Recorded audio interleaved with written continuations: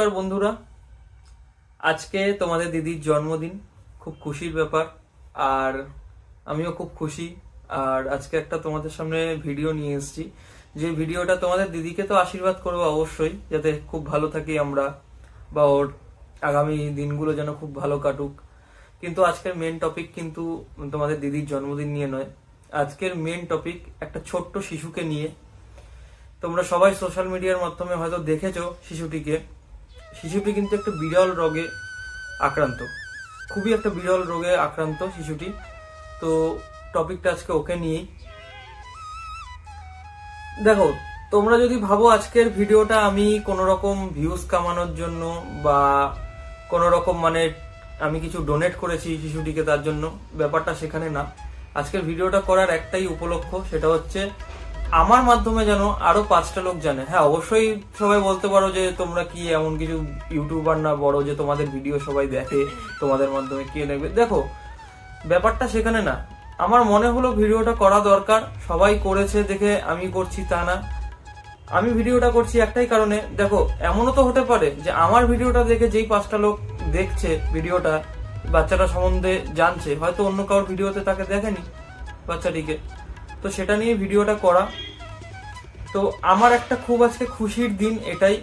দেখো, আমি আমার সামর্থ্য মতো তোমার দিদিকে আজকে বলেছিলাম তোমার কি গিফট দরকার। তো ও একটাই কথা বললো, গিফট তো মোটামুটি আমাদের সারা বছরই কেনা হয়, ওইভাবে কিছু গিফট দরকার নেই। তুমি যে বলছিলে যে তুমি ছোট্ট শিশুটিকে কিছু প্রোভাইড করবে টাকা, তো সাধ্য মতো তো সেটা চেষ্টা করেছি আমি দেওয়ার, এবং ইম্প্যাক্ট গুরুর মাধ্যমে আমি এটা দিয়েছি। সেটা তোমাদের স্ক্রিনে শেয়ার করছি। হ্যাঁ, অ্যামাউন্ট আমি শেয়ার করছি না, অ্যামাউন্ট আমার সাধ্য মতো আমি দিয়েছি। তোমরাও চেষ্টা করবে সাধ্য মতো। ওখানে কিওয়ার্ড দেওয়া থাকবে, প্লাস ইম্প্যাক্ট গুরুর একটা লিঙ্ক দেওয়া থাকবে আমার ডেসক্রিপশনে। চেষ্টা করবে। দেখো, বাইরে কিন্তু আমরা অনেক রকম খাবার দাবার খেয়ে অনেকে নানান রকম নেশা করে টাকা উড়াই। তো এমন কি পারি না আমরা একটা শিশুর জন্য কিছু সংখ্যক টাকা তাকে যদি দিয়ে তার জীবনটা বেঁচে যায়? কারণ শিশুটির এমন একটি রোগে আক্রান্ত হয়ে গেছে, যেটা আস্তে আস্তে কিন্তু ওর প্রত্যেকটা শরীরের অর্গ্যান বলো, হাত বলো, পা বলো, সবকিছু কিন্তু আস্তে আস্তে নিস্তেজ হয়ে পড়ছে। অলরেডি তার মাই দেখলাম ভিডিওতে বলেছে একজনের, যে আস্তে আস্তে নাকি পাটা এখন কাজ করছে না, বা দিকের পাটা বা ডান দিকের পাটা কোনো একটা হবে কাজ করছে না। তো এরকম চলতে থাকতে যদি এরকম চলতে থাকে, শিশুটির সামনে কিন্তু খুবই বিপদ।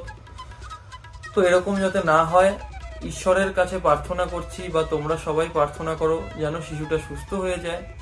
আর যদি তার যে ইনজেকশনটা বা কোনো একটা ওষুধ হয়তো বাচ্চাটিকে দিয়েছে, প্রচুর এক্সপেন্সিভ, যেটা সাধ্য শুধু বাচ্চাটির পরিবারের নয়, আমাদেরও হয়তো সাধ্য নেই পুরোপুরি ফিল করার, কিন্তু চেষ্টা করতে তো থেমে থাকতে পারি না।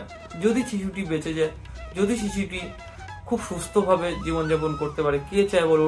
একটা বড় মানুষের কিছু হলেই আমরা একটা কেমন করে উঠি যে একটা মানুষ এরকম অবস্থা, আর সেখানে একটা শিশু, অবুঝ শিশু, সবে পৃথিবীতে সে আলো দেখতে শুরু করেছে, সে যদি সুস্থ হয়ে বেঁচে ফিরে আসে বাড়িতে, তো এটারই চেষ্টা করছি সবাই মিলে। আমি বলো, তোমাদের দিদি বলো, বা আদার্স আরো সবাই আছে, সবাই চেষ্টা করছে শিশুটি যাতে সুস্থ হয়ে যাক। তো এটার জন্যই ভিডিওটার মাধ্যমে তোমাদের জানানো, আর কিছুই না।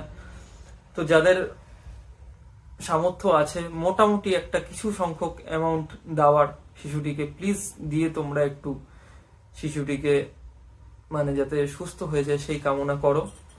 আমিও চেষ্টা করছি, আমি দিয়েছি। যদি আবার কোনো আমার সামর্থ্য হয় কিছু সংখ্যক, যদি বাচ্চাটিকে আরো কিছু হেল্প করতে পারি করব।